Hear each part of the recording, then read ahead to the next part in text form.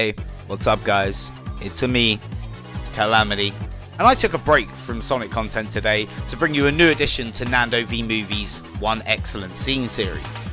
If you aren't familiar with what's going on, Nando asked various YouTubers to talk about their favourite scene from the X-Men franchise and break it down for you lot in a series called One Excellent Scene. Now guess what guys? I've got a soft spot for the X-Men. The 90s animated show was the perfect entry point as a kid into these movies, and even though they got progressively worse, yeah, I'm looking at you. I love this franchise. So let's take a look at my favourite scene in the entire X-Men universe. I'm calamityhatcher, and this is One Excellent Scene.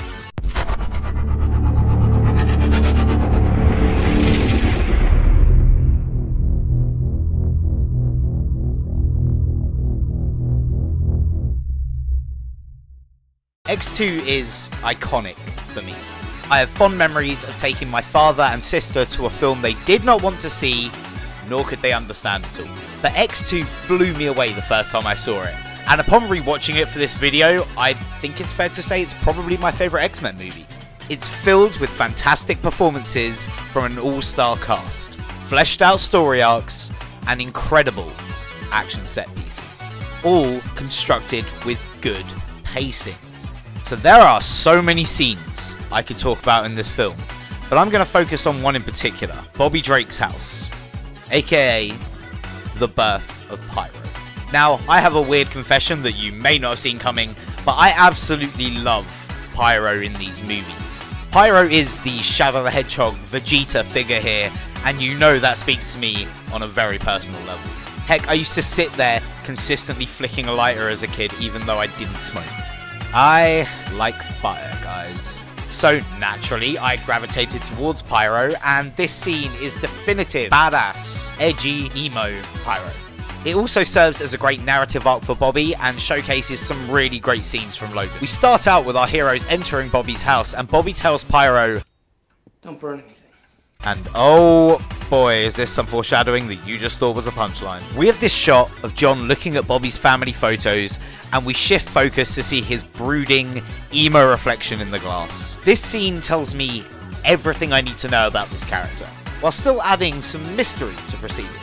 I don't know much about Pyro in the comics. All I know is he's some crazy Australian dude who's on Magneto's team and has an even crazier outfit. But this film, and in particular this sequence, adds so many layers of depth to this character. Yet, it's left to the audience to interpret it. We see at the beginning of the movie that John is a typical Chad with a cool as fuck shark lighter. Oh my god, it's grown up shark boy. But when he looks at this image of Bobby's family, we can draw our own conclusion as to why.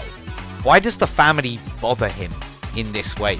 Is it jealousy towards Bobby? We know the two have a rivalry over Rogue. Is it deeper than that? I always like to speculate that John hates this family photo as it reminds him of a family that outcast him, as many of Xavier's students have been. Most are runaways, hated by society. I never once believed Pyro bought into Xavier's way of thinking. He wears his pain in this shot, and I think this is the tipping point for him to become a supervillain. He never wanted to play nice, guys. He was too edgy for that. We follow this up with some charming scenes of Wolverine pretending to be an art professor to Bobby's family, and as cheesy as it is, I find this absolutely hilarious. You can tell how much fun Hugh Jackman is having with this. Oh, and bonus points for any scene that can make good use of a kitty. I salute these shots and give you 5 meows in response. Look at the kitty! Oh my god, so cute little fluffball, look at the kitty! Now, I want to draw back to that family picture again because it has so much impact on what's about to come. Bobby's brother Robbie, aka insert pissed off skater kid, calls the police because his brother has come out as a mutant. His own fucking brother. I think this gives us the most daunting look into the struggles of everyday mutants. Yeah, we see protests, we see Rogue run away from home, and we know that countless other students have, but showing how one reveal can tear a family apart like this in seconds leaves you kind of speechless, regardless of how comedic the scene played out.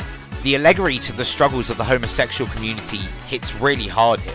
It really pays homage to the comic's quests to fight for equality. The fact that Iceman was later revealed to be gay in the comics makes this even more significant, I feel. But then we get to the action set piece, and damn, do I love this sequence.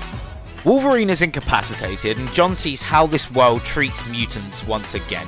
Family ties mean nothing. Wolverine being shot or trying to handle things diplomatically, all of this anger towards humanity builds up, and we get one of the cheesiest lines in the franchise. You know all those dangerous mutants you hear about on the news?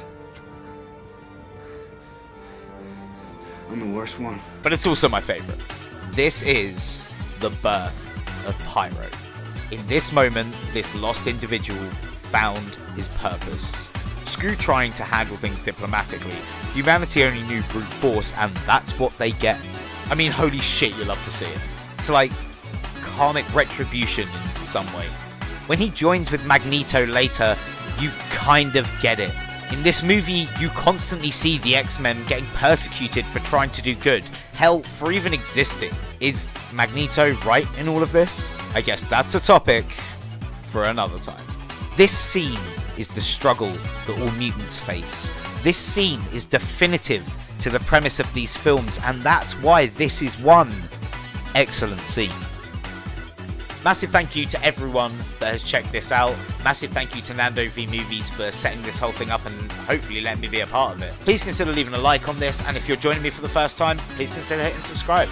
Besides that, I cover a lot of gaming and nerd culture, and I do nightly streams, so consider hitting that subscribe button as I said, and hit that little bell so you never miss out. Until next time, keep it locked here to Calamity Hatcher, and take care.